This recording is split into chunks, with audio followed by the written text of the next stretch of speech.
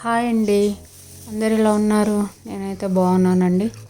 మీరందరూ ఎలా ఉన్నారు? ఈరోజు వీడియో అయితే థర్స్డే అండి. ఇది థర్స్డే మార్నింగ్.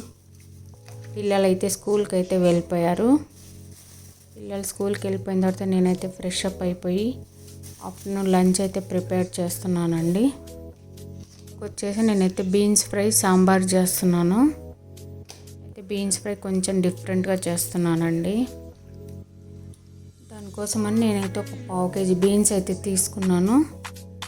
ఇది వాటర్లో వేసి సాల్ట్లో కాస్త సాల్ట్ వేసి ఒక 15 minutes అలాగే ఉంచేసి బాగా వాష్ చేసుకున్నానండి. తర్వాత ఇది సన్న ముక్కలుగా కట్ చేసుకుంటున్నాను.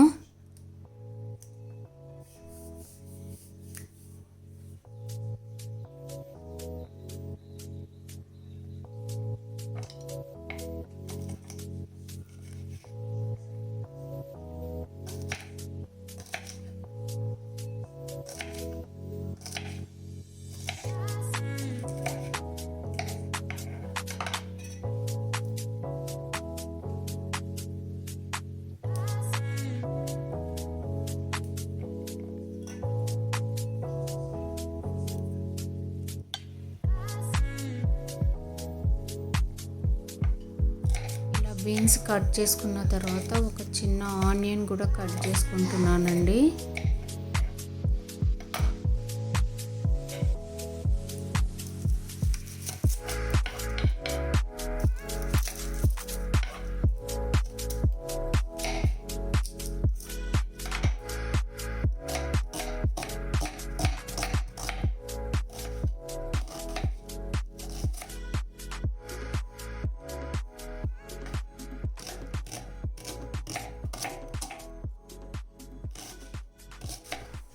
ఇలా ఆనియన్స్ బీన్స్ అంతా కట్ చేసుకున్న తర్వాత స్టవ్ పైన ప్యాన్ అయితే పెట్టేస్తున్నాను.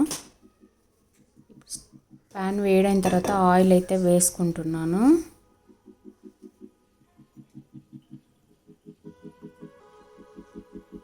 ఆయిల్ వేసాక తాలింపు గింజలు అయితే కొన్ని వేసుకుంటున్నానండి.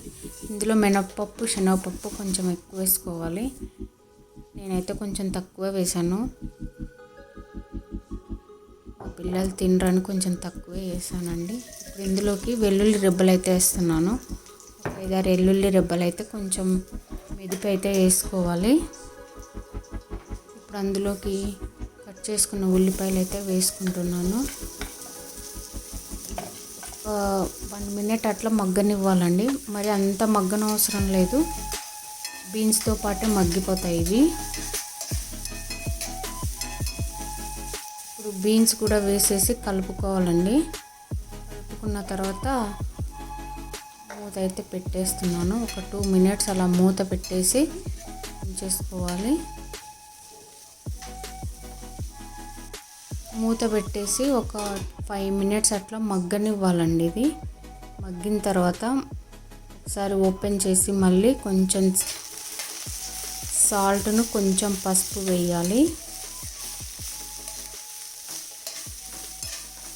సాల్ట్ను పసుపు వేసాక మళ్ళీ కాసేపు అయితే బాగా మగ్గనివ్వాలండి. ఇది మొత్తం సిమ్లోనే చేసుకోవాలండి. హై ఫ్లేమ్ పెడితే మాడిపోతుంది కూర అంతా. సిమ్లోనే బాగా బీన్స్ అంతా బాగా రెడ్ కలర్లోకి రోస్ట్ అవ్వాలి. టేస్ట్గా ఉంటుంది. పసుపు ఉప్పు వేసిన తర్వాత మూత అయితే పెట్టేసుకోవాలి. 10 నిమిషాలు అలా బాగా మగ్గనివ్వాలండి. కొంచెం మగ్గిపోయింది, ఇంకా మగ్గాలి. కొంచెం వాటర్ వేసి కొంచెం మగ్గనివ్వాలి. మళ్ళీ చూడండి, కలర్ అయితే కొంచెం చేంజ్ అయింది కదా. ఇప్పుడు మగ్గిన తర్వాత ఇందులో కారం పొడి, ధనియా పొడి వేసి బాగా కలుపుకోవాలి. ఇది వచ్చేసి ఇందులో ఇది స్పెషల్ ఇంగ్రీడియంట్ అండి. ఒక 2 టేబుల్ స్పూన్స్ అంతా శనగపిండి వేసుకోవాలి. వేసి బాగా ఇలా కలుపుకోవాలి. శనగపిండి వేసిన తర్వాత ఒక సిమ్లోనే ఉంచి ఒక 2-3 minutes అయితే బాగా కలుపుకోవాలండి. కలుపుకోకుంటే అది పెన్నానికి అంటుకుపోతుంది మొత్తము. కలుపుకున్న తర్వాత కొత్తిమీర అయితే వేసేసుకోవాలి. అంతేనండి, చాలా ఈజీగా చేసుకోవచ్చు. ఇది సాంబార్లోకి, రసంలోకి చాలా బాగుంటుంది సైడ్ డిష్గా. మా ఇంట్లో అయితే పిల్లలు ఇది చాలా ఇష్టంగా తింటారు. ఒకసారి అయితే ట్రై చేయండి. నా వీడియోస్ కనుక మీకు నచ్చినట్టయితే please like, share and subscribe. Thank you.